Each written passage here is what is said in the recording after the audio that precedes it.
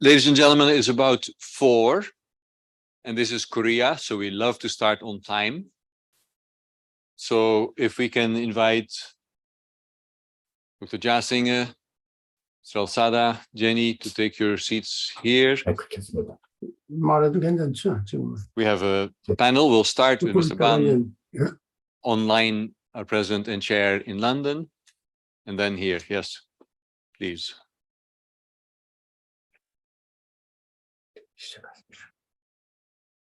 So welcome to this ministerial panel. We have a number of participants here in the room, and then several online, including our president and chair. So without further ado, I see our president and chair is ready. Can we please give the floor to you, sir?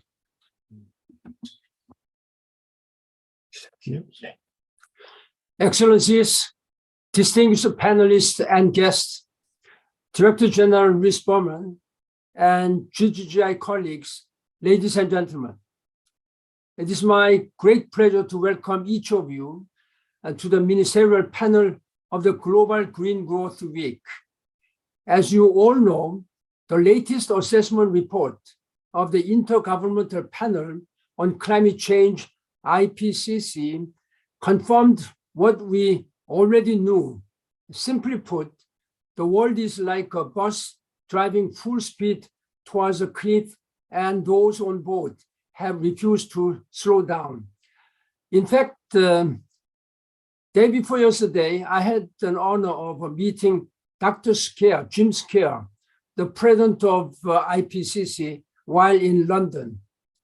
Ladies and gentlemen, before it runs out of room to stop, the world needs to hit the brakes hard and transition ambitiously to a green growth model of development that is environmentally sustainable and socially inclusive. And this crisis is fundamentally unjust because some of the passengers don't wish to go towards the cliff. The poorest communities and those least able to fend for themselves, those who are also the least to be blamed for climate change, are feeling the impact the hardest. This is why the global leaders must come together to help development countries that are faced with ever-increasing national debts. Solutions such as renewable energy and climate-smart agriculture are neither easy nor cheap. And for many, it is out of reach without assistance and due financial deals. The group of 20 countries, the 20 largest economies of the world, are responsible for the vast majority, approximately 80% of global emissions.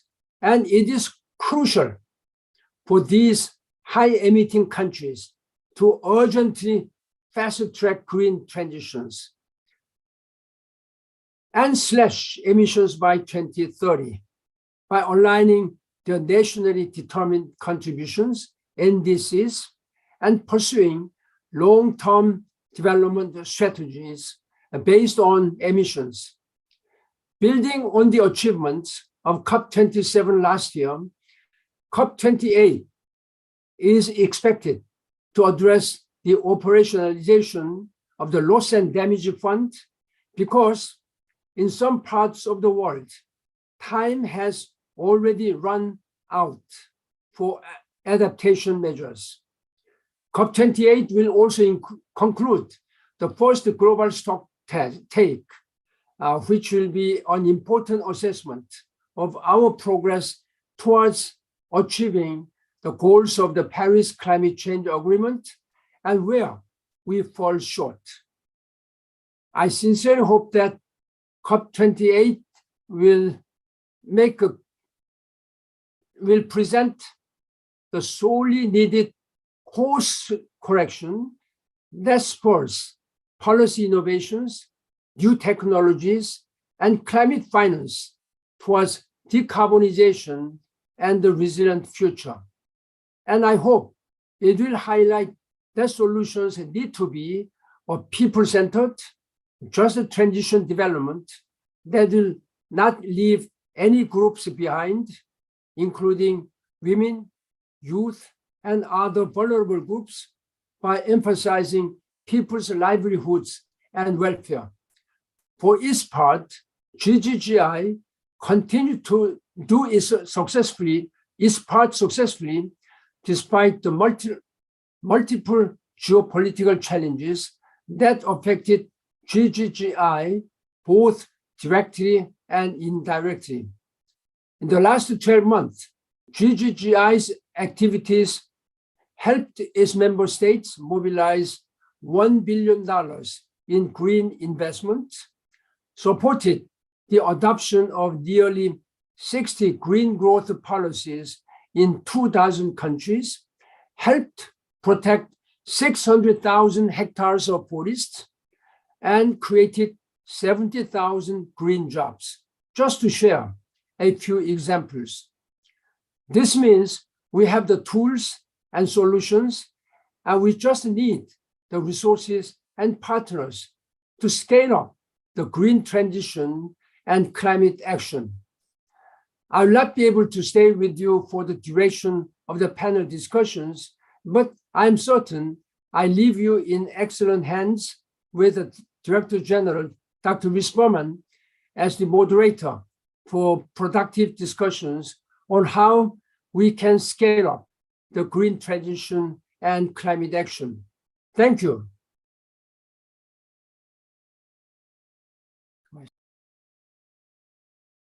Thank you, President and Chair Ban, for setting the stage and your inspiring words.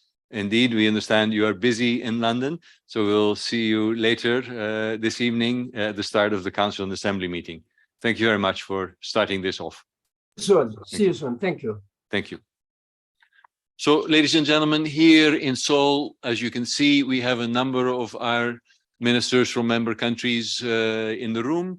And in addition, we have several online. We're expecting to have, if everything goes well, Deputy Minister from Indonesia, Julius Wati from Bappenas, and the Deputy Minister of Environment from Mongolia, and Deputy Minister of Economy and Commerce from Kyrgyz Republic, and also the Vice Minister of Ecology and Natural Resources from Kazakhstan. So those four ministers will join online if the technology allows, and we'll hear from Mr. Al-Sada from Qatar, Secretary Jasinga from Sri Lanka, and Secretary Chok Paris from Cambodia, and our own Deputy Minister and former colleague, Ambassador Kim from MOFA from Korea as well.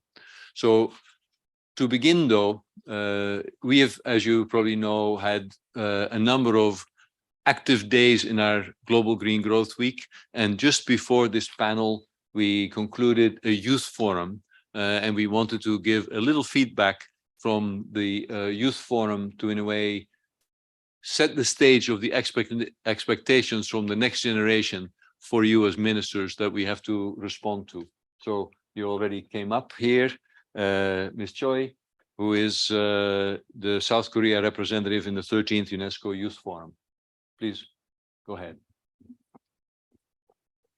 Thank you very much, Frank, for introducing me. Hi, everyone. My name is Hae-ryung. I'm a loss and damage consultant at GGGI, but also a Korean representative to this year's UNESCO Youth Forum, which will address the equitable transition and climate change. So I would like to briefly address what were the key points and takeaways from the previous youth sessions, where we've invited 2 climate activists from Korean Climate Change Center and also the UNICEF program officer, who have shared the best practices to encourage the youth and improve the capacity of the youths. So I would like to address 3 points. First one is the lack of necessary financial institutional support to the youth. While we are facing everyday irony, saying that we are the future, we are the agents of change, and we for the next generation, what we're facing every day is that they ask us to bring the new ideas, but it should be practical.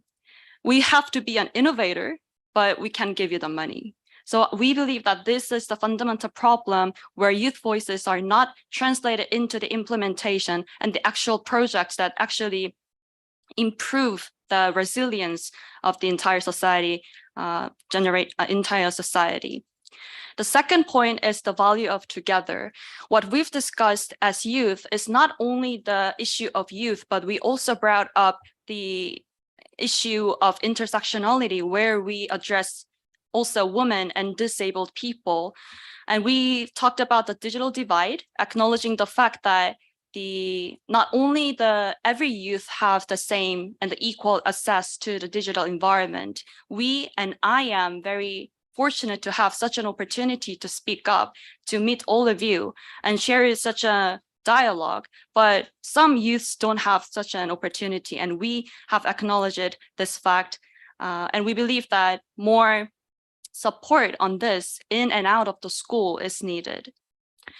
The third point I would like to address might be the most important thing, to engage the youth voice. So preparing for the youth session, one question that I wanted to ask to all the generation, not only youth, but to everyone here, is that, are we truly listening to and valuing the voices of the youth? We are having the youth sessions and we've invited some activists too, but I was thinking that if we are not listening to their voices and really take their voices into account to actually do something, we are maybe just using their voices as an issue maker, as one of the environmental activists today have said.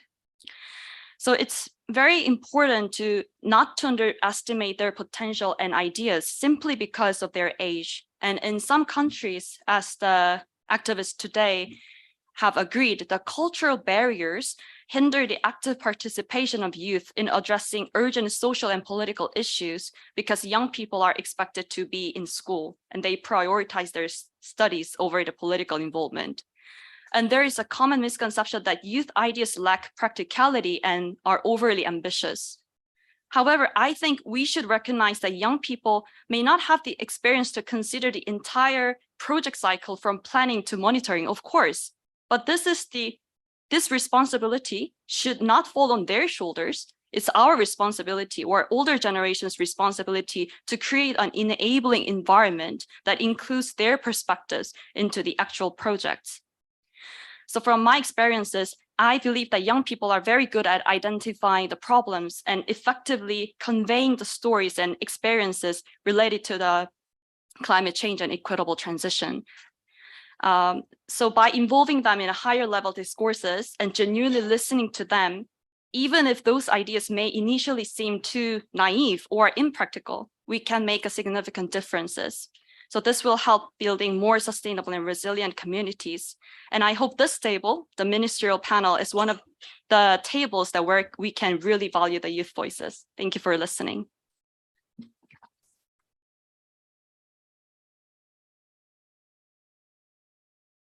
Thank you. Well, our president and chair set the stage, the very high demands from society in general. We just heard particularly the voice from youth. It is not easy, but the questions are, I think, well known to you. Where do we stand? Where does the world stand on green transformation? Where do we see, where do you see yourself as GGGI member stand on green transformation? Where should contributions to accelerate the green transition prioritize? And of course, what are we expecting from COP28 as the key milestone that we're all working towards? So can we start? I don't know, we haven't agreed who would start first, but could we start with you, Mr. Alsada? Would you be willing to kick it off and make a statement? Yeah, Bismillah ar-Rahman ar-Rahim. First of all, we would like to thank you for hosting this event. I would like to mention that Qatar is a major source of a cleaner sources energy through natural gas, which is considered as an acceptable transition fuel that will facilitate the long-term shift towards a green economy. To prepare for this transition, The state of Qatar is investing in various green initiatives covering multiple sectors such as buildings, constructions, climate, smart sector also, green transport, energy efficiencies.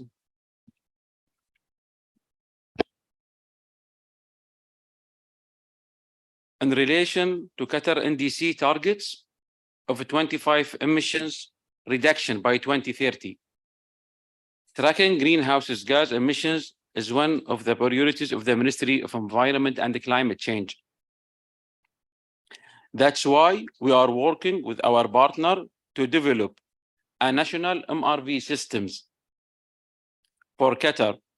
This will help us to measure our emission and comply with the necessary reporting requirement of the enhanced transparency framework of the Paris Agreement.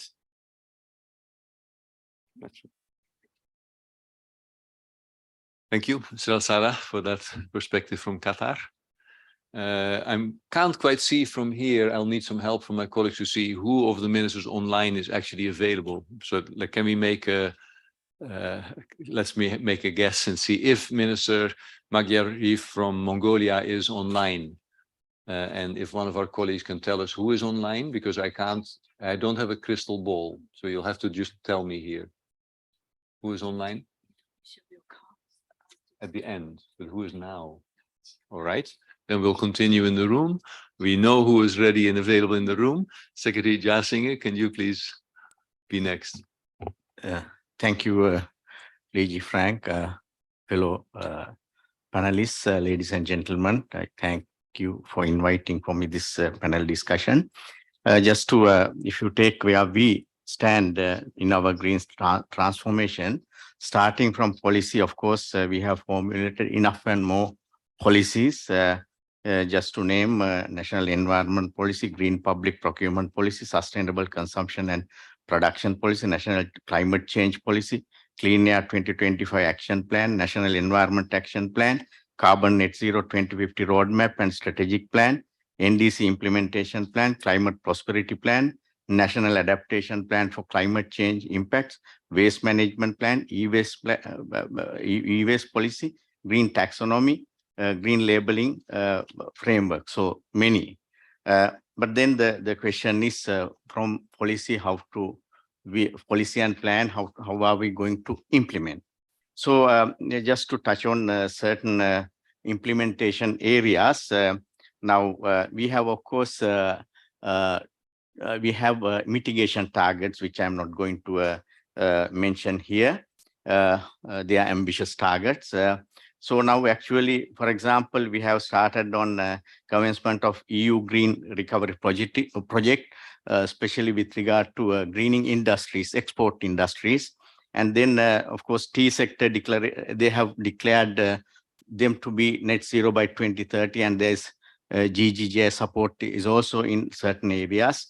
And also, we implement vehicle emission testing, all the vehicles. And of course, there are e-mobility initiatives where, again, the GGGI is working with us.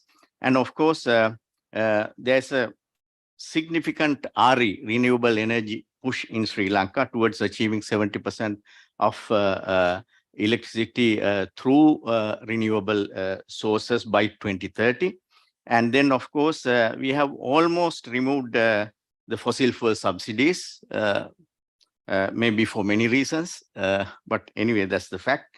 And then also mitigatory efforts through implementation of Article 6. We are very serious about Article 6. And then implementation of Net Zero 50, which we have already prepared. And actually, this is supposed to start implementing 2025, but we have advanced, and then now we are going to implement from 2024. And of course, there are other areas like, the plastic management. We use 3R approach, and there's a lot of banning of single-use plastics, and then, of course, other 2Rs as well. And DNS, Debt for Nature SOPs, we believe that with after the second tranche of debt restructuring, we would be able to, get on to DNS. And also, we are getting ready for issuance of green and blue bonds. The green and blue bond framework is almost over. There again, the GGGI and UNSCAP, they are supporting us. And then, of course, we right now, with all these initiatives, we need to get on to, the project pipelines. So that is the most important thing. So therefore, we are into, formulation of project pipelines with it's for Article 6 or the DNS or whatever. And then the government is inviting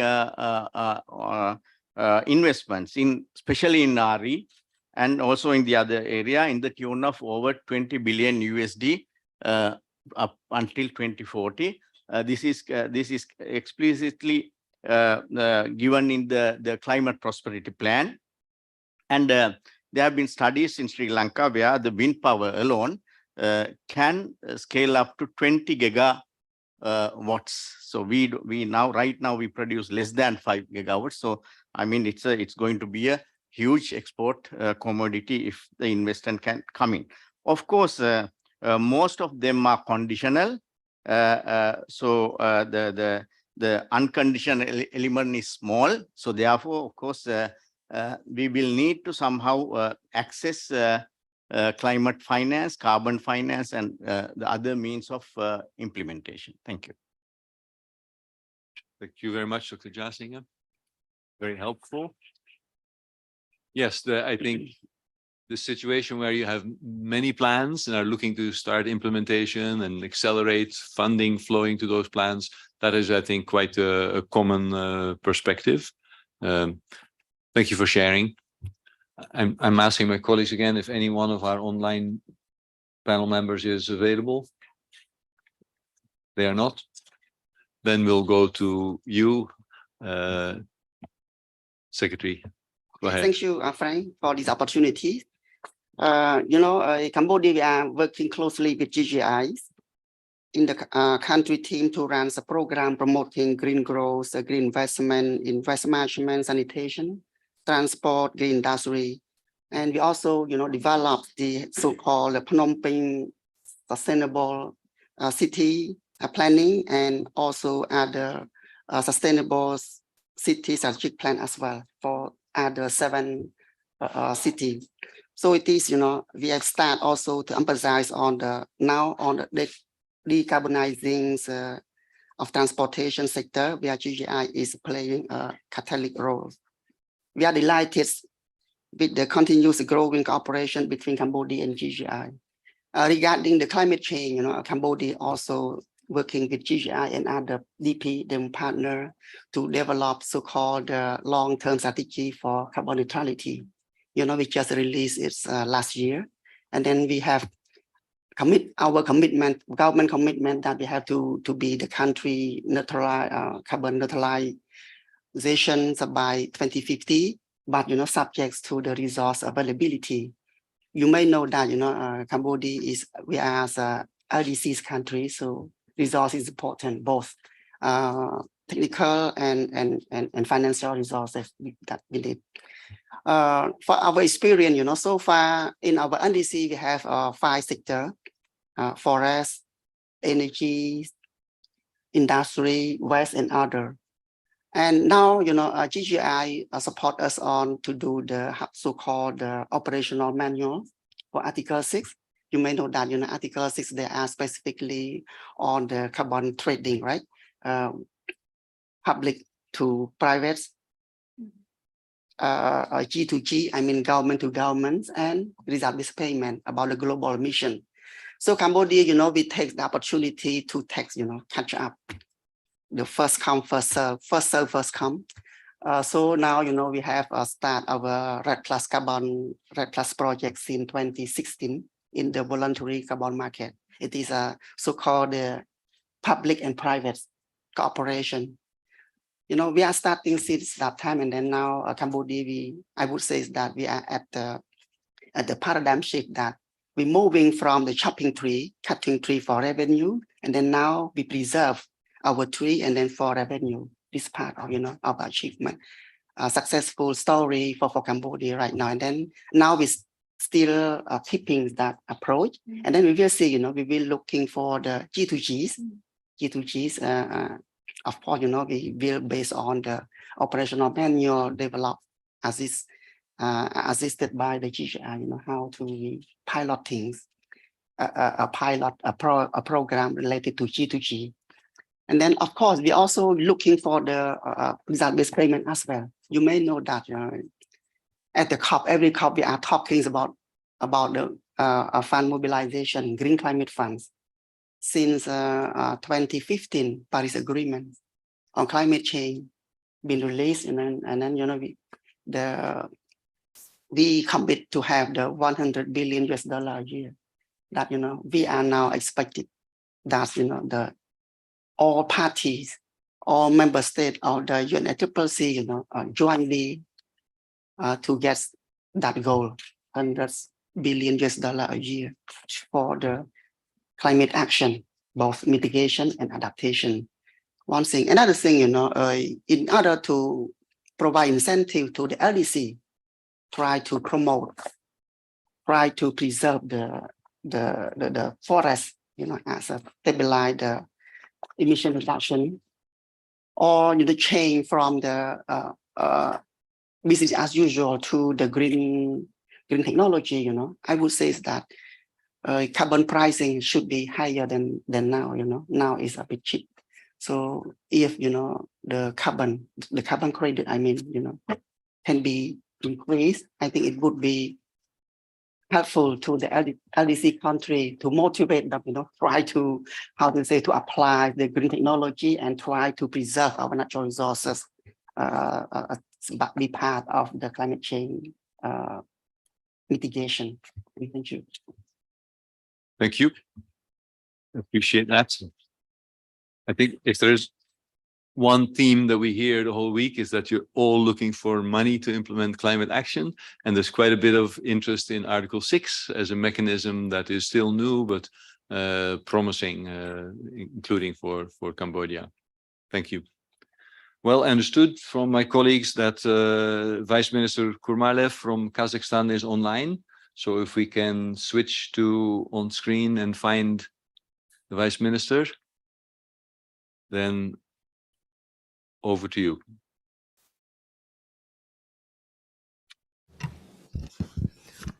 Good morning. I'm sorry, Mr. Kurmalev, can you wait five minutes? I'm so sorry.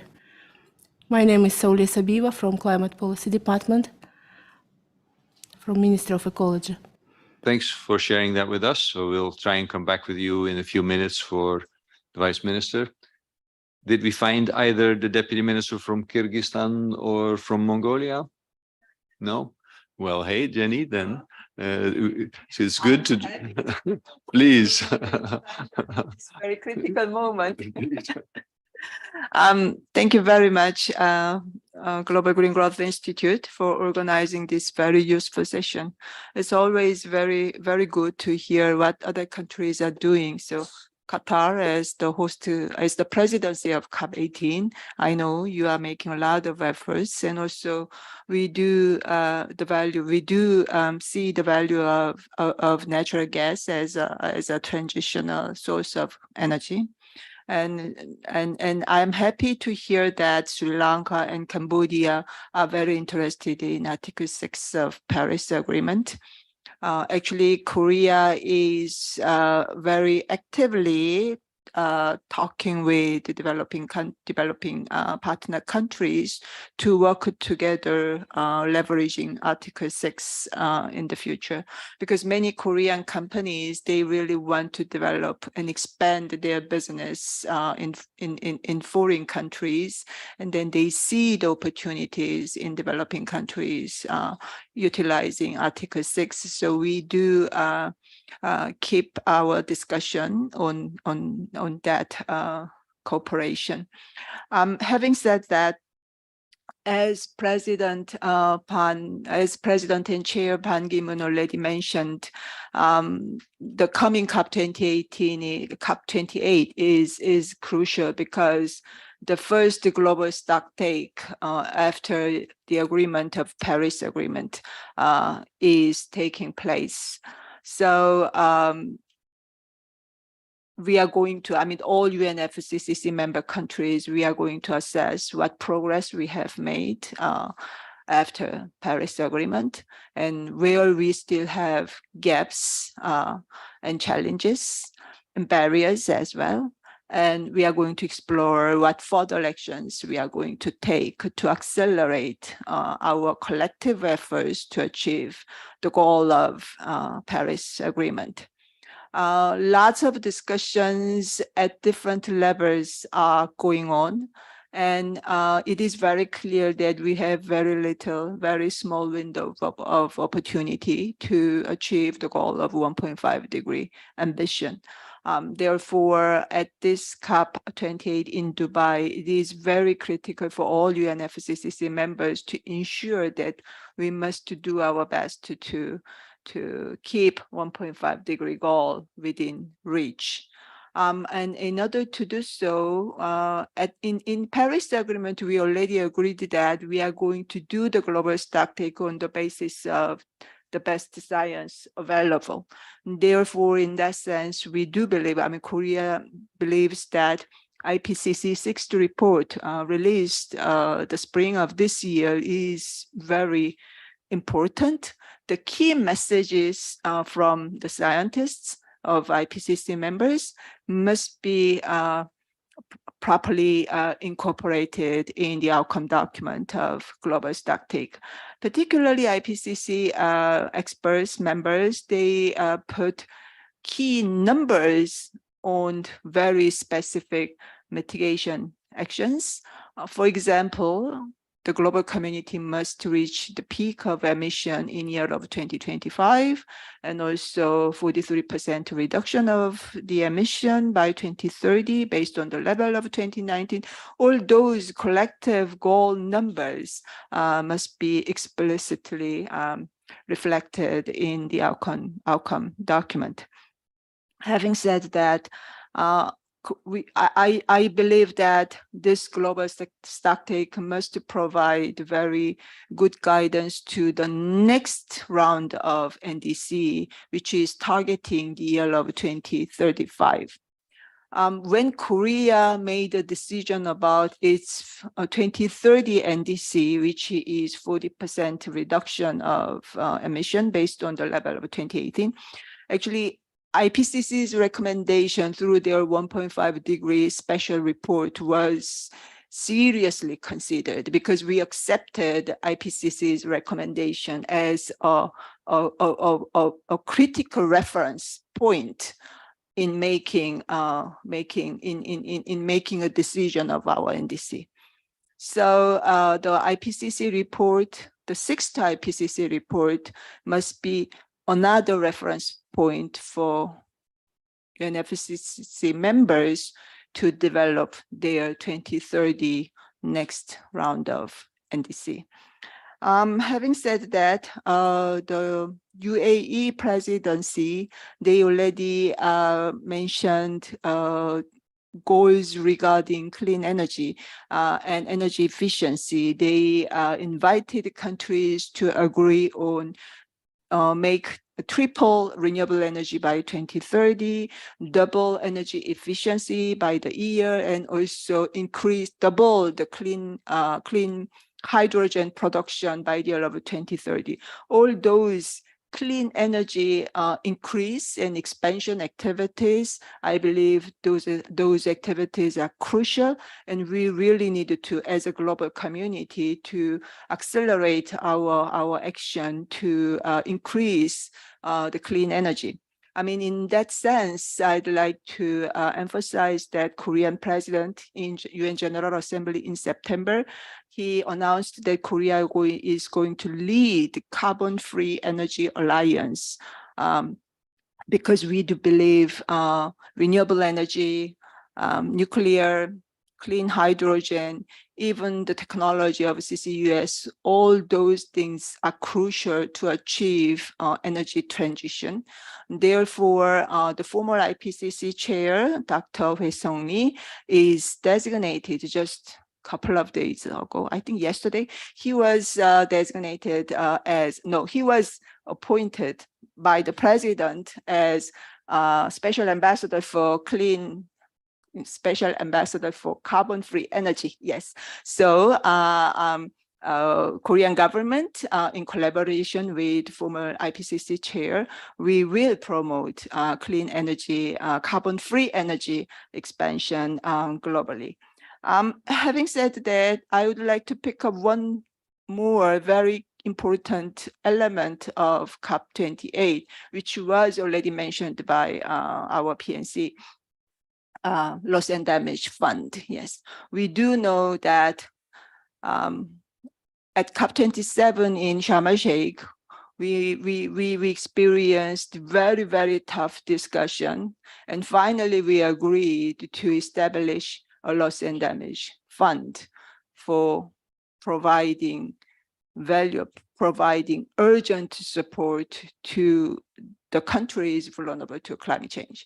So still the discussion is going on. We do have challenges, if I am 100% frank. However, the operationalization of loss and damage fund, that's definitely an area we should make a progress at COP28. And urgency and providing money to the countries experiencing and have experienced loss and damage. Those two things must be the key considerations when we discuss.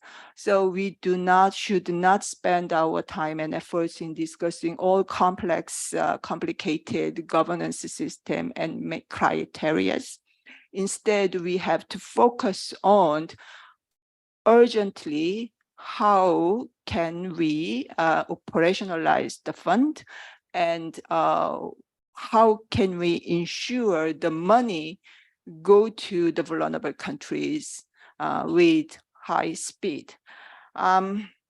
So next week, there will be a minister level pre-COP meeting in Abu Dhabi in preparation for COP28. I think next week is going to be another landmark event in the pathway to COP28. Having said that, thank you very much for organizing a presentation by youth to us. Whenever I hear the voice from youth, I feel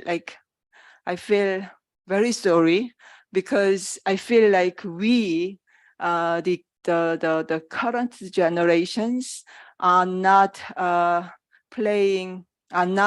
fulfilling our responsibility 100%. So I feel sorry to them.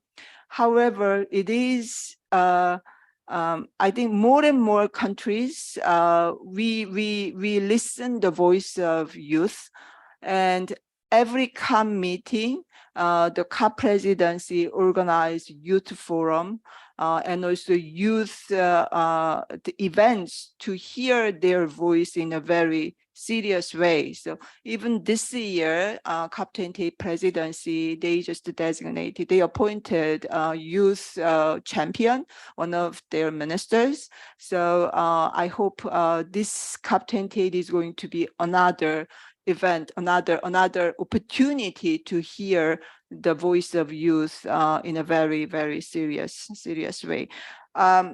Because you are looking at the clock, I think I have to stop here. But anyway, thank you very much for GGGI for organizing this panel discussion, inviting ministers from different countries. It's really good to hear the different views and share the priorities and experiences. Thank you.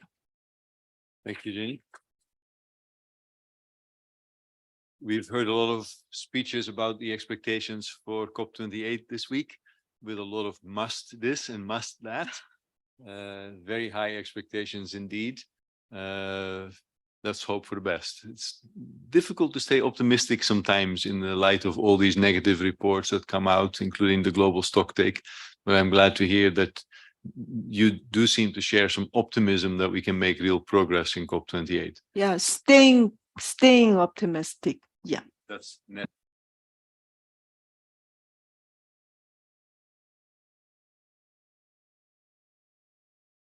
two of our online participants with us. Can we start with Vice Minister Kurmalev in Kazakhstan? And then I think we also have Deputy Minister of Environment in Mongolia online. But please, floor is yours, Deputy Minister Kurmalev, Vice Minister Kurmalev from Ministry of Ecology and Natural Resources in Kazakhstan. Go ahead. Thank you. I'm greeting all participants and express gratitude to the Global Green Growth Institute for the invitation to the 12th Joint Assembly and the 16th Council of the GGI. Today, we observe a consistent global trend towards the decarbonization of major economies. The number of countries setting goals for carbon neutrality and phasing out coal increase annually. Kazakhstan is actively aligning with the global trend of the green development. By the order of the head of the state of the Republic of Kazakhstan, the strategy for achieving low carbon neutrality of the Republic of Kazakhstan by 2060 has been approved. Undoubtedly, achieving those objectives and policies involves attracting green investments and finance, implementing low carbon projects. We need for green investments and support for clean technologies and projects is evident today, increasing the role of interaction and collaboration with international organizations. Currently, the Republic of Kazakhstan considering joining the Global Methane Pledge. In this regard, we are conducting joint work with GGGI to research methane emission, which is significant for us. The Institute has advanced experience, and we express support from the Institute in implementing sustainable development principles, the green economy, and groundbreaking green projects related to the water management, decarbonization, and climate adaptation. Kazakhstan is committed to actively developing cooperation with GGGI and is interested in establishing the GGGI office in Kazakhstan. We believe it is advisable to discuss privilege and immunities as well as the legal frame for the launch of the office. In terms of opening of this office in Kazakhstan, we contribute to receiving methodological and expert assistance aimed to reduce greenhouse gas emissions and addressing climate change adaptation issues. I express my gratitude to all participants, organizers, and the GGGI team, and I hope for productive cooperation from today and so long. Thank you. Thank you. Thanks, Mr. Kurmalev, for your statement. And I think that we also have online the Deputy Minister Magyamari from Mongolia. Is that correct? Please go ahead, sir, and make your statement. Good afternoon, everyone. The Ministry of Environment and Trade has been working with Green Growth Institute, GGGI, effectively. GGGI supported the development and implementation of Mongolia's green development policy from the very beginning, which is extended now with significant support to implement environmental friendly, sustainable economic development and climate change related goals of Vision 2050 and new recovery long-term policies adopted by the current government cabinet. I would like to highlight some successfully completed projects as a result of our close cooperation in the past. Together, we successfully piloted clean heating technology replacement using ground source heat pump for school 122 and constructed first ever and demonstration green educational building for 150 preschool kids in remote district financed by ADB loan. GGGI has mobilized over 100 million in climate funds to support Mongolian government for implementation of the NDC, $100 million. In 2022, GGGI has supported MIT to review and assess Environmental Act in 31 executed laws to identify overlaps, loopholes, and made recommendations to amend the laws accordingly. Another achievement for the last year was the first ever nationwide climate change awareness and media consumption survey, which is launched recently. Currently, GGGI and MET are working closely to deliver the Green Climate Fund Readiness Support Program, including strengthness CCRCC to support the Ministry of Environment and Tourism to deliver on its climate change responsibilities. Within this project framework, we will be implementing many fruitful projects together.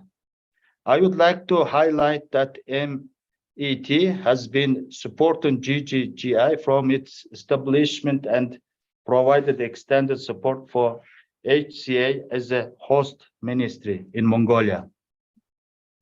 The process to agree in host country agreement covering privileges, immunities, and exemptions is underway. The HCA has been approved by the cabinet with the condition to option consent from 3 standing committees in parliament. Consent has been obtained from the Standing Committee on Economics, and we need options consents from the Standing Committees on Budget and State Security and Foreign Relations. Here I would like to express our words to provide full support to finalize the process within these parliamentary sessions before the spring 2024. I do believe that having approved HCA will result in expanding and deepening collaboration between GGGI and Mongolia and increased number of green investment. I would like to extend my deep grateful for the cooperation and wishing all the best for continuous successes. Thank you very much. Thank you. Very good. Well, that worked for at least 2 of our ministerial panel members. We had confirmation also from the Deputy Minister from Indonesia, Julaswati, but she is not yet online, I think. And we were waiting for the Deputy Minister from Kyrgyzstan. So when either of those 2 comes online, please tell us. Otherwise, we have an opportunity to have a little bit of follow-up discussion among us here in the room. You've all heard your first statements of what countries are doing, and indeed the high expectations we have for COP. Maybe if I might ask each of you what you think the most important achievement is that the COP28 meeting would have to achieve for, if you like, climate action to remain, well, it's difficult to say remain on track because it's not really quite on track. It has to sort of return to the right track, if you like. And there are so many different things that we hear that should happen at COP28. What do you believe is the most important? Maybe we can ask all of you that question. Can we start with you?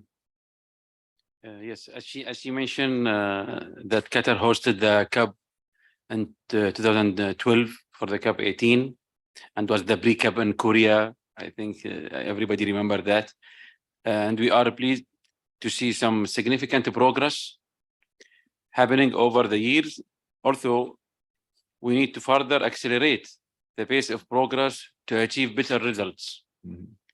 Climate finance is always a key topic in any climate summit, and COP28 is expected to strike a better deal in terms of funding commitment from developed countries to replace the $100 billion US commitment that has not been met until now.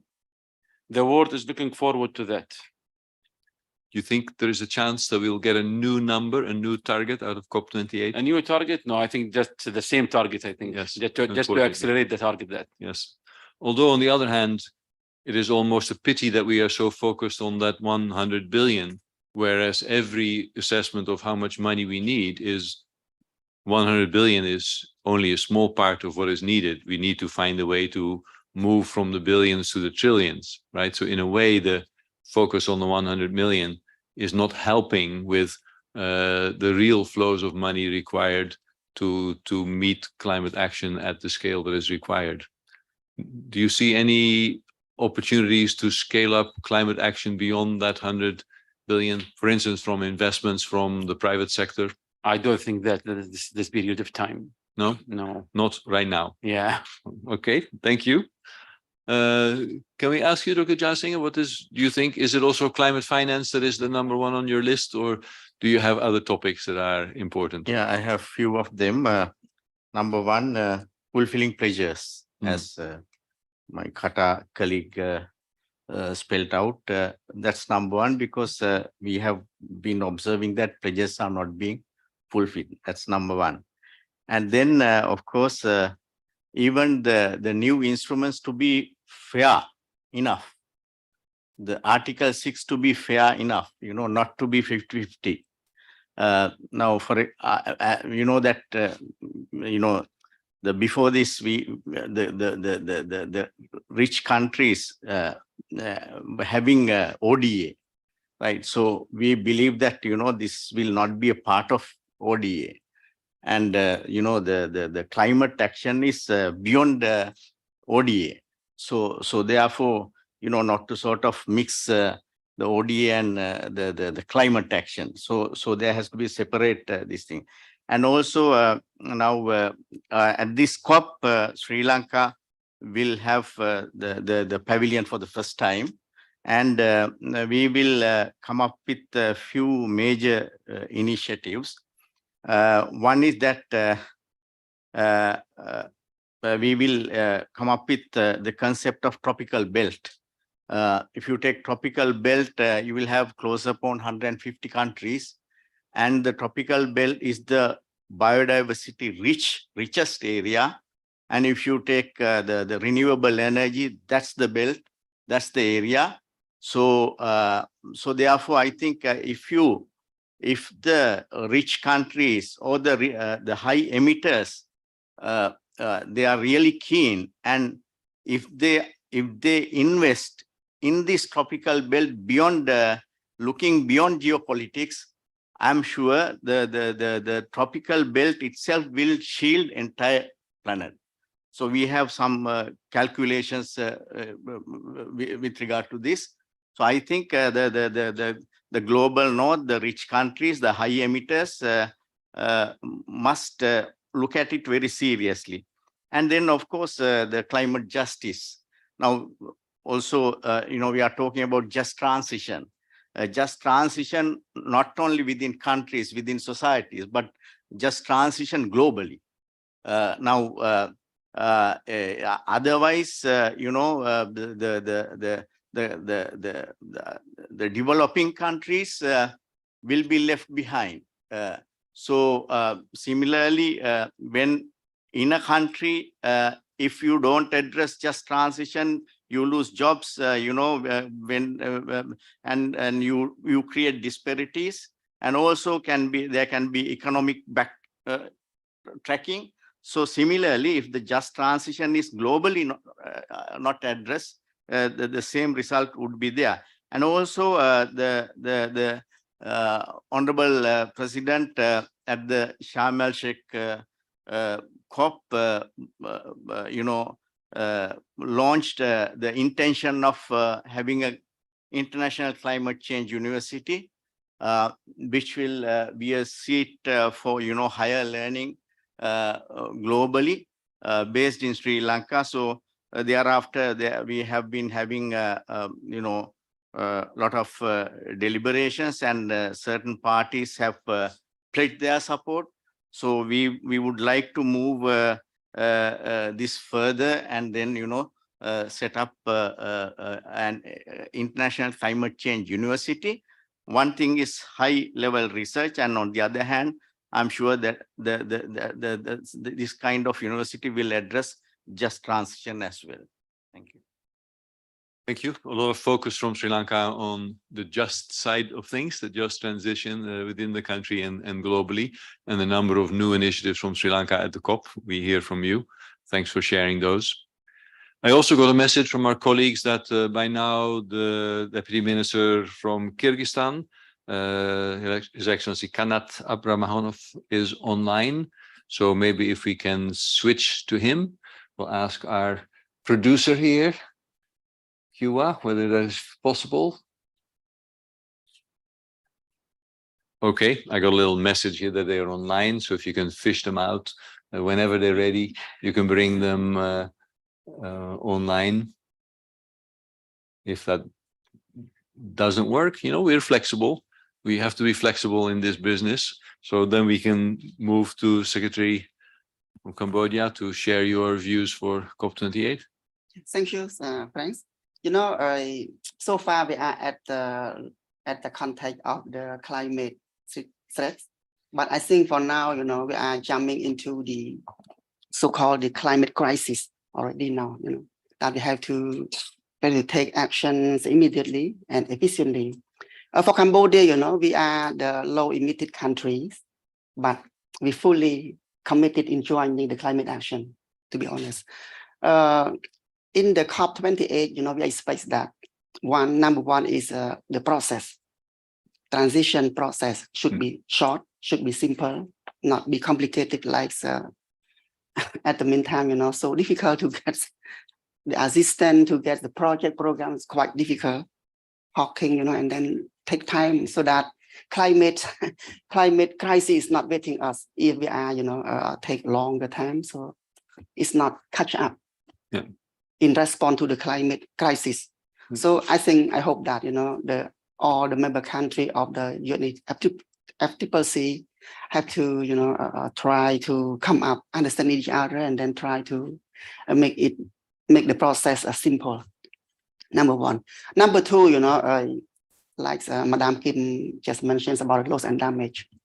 I hope that, funding, Green Climate Fund for loss and damage should be allocated to the vulnerable country to climate change. Like Cambodia, we are flooded, drought, storm. So we are not the emitter, but we are the one who gets the negative impact. So that, please, I hope that the COP28 will consider and then try to allocate more funding on loss and damage funding. The number three, I hope that, now experience we got already is about the climate action.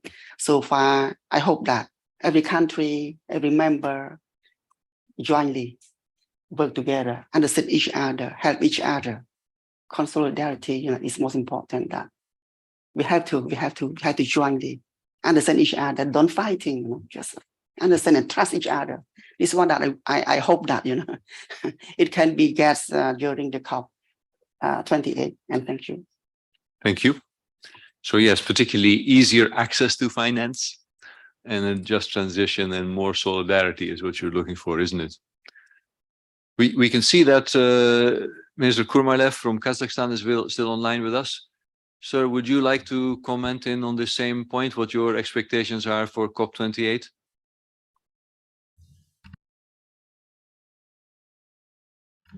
If you like. Yeah, we are willing to visit and participate on this COP this year, and we are getting ready for this event.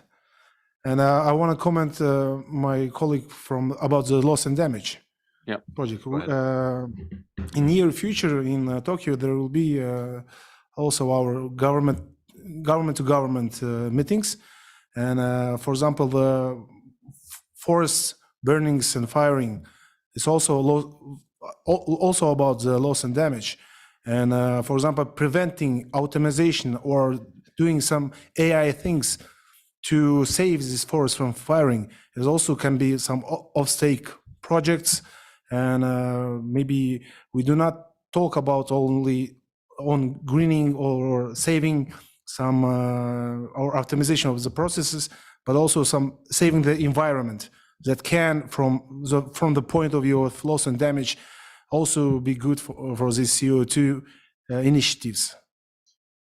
What do you think about that? Thank you. So whether loss and damage of ecosystems would be included, I think it doesn't quite look like the negotiations are going in that way. But I don't know, Jenny, if you're willing to comment on that particular point. And given that time is moving on, I'm concluding that we are unable to get the other participants that we were hoping for online. So you will be having more or less the closing remarks, Jenny, if you like, please. Thank you, Frank. Having carefully listened the comments from previous panelists, I do think that the most important thing we have to ensure at COP28 is the spirit of solidarity. Yes. So the international politics is in chaos, very frankly. Lots of confrontations, fragmentations, and conflicts are taking place in many corners of the world. I think particularly the United States and China, the two big countries, they must work together. And all UNFCCC member countries must agree from the bottom of the heart that climate change, climate action, that's not the area of politics. That's the area we must all work together to make a progress. So if at this coming COP, we can reconfirm the strong sense of solidarity as a global community, I think that's really a good basis to make further progress in coming years. Well, that's certainly a positive note. I'm keeping on. Yes, we, I think, can all join you in sharing that wish that we can recover the spirit of solidarity at COP28. Certainly, we've heard the UAE ambassador in a number of panels promise that the COP28 will be one of inclusivity. It will bring everybody to the table. We do know that expectations are high and challenges are formidable, at least. But we wish negotiators, including yourself, all the best to begin with in the pre-COP coming week. So with that, ladies and gentlemen, this was our opportunity to have views from our high-level representatives from our member countries, as well as to hear from our president and chair from London, who will rejoin us for the Council and Assembly meeting in about an hour. And we appreciated to have some feedback also from the Youth Forum. So with that, I think that was all we could do in this hour. I'd like to thank you for participating. And then for all of you, we have about an hour in which we'll have a bit of a reception next door, relax for a moment, talk about all those good sessions we've had the last few days, and then get ready for our Council and Assembly meeting in about an hour. But first, let me thank you all for your contributions.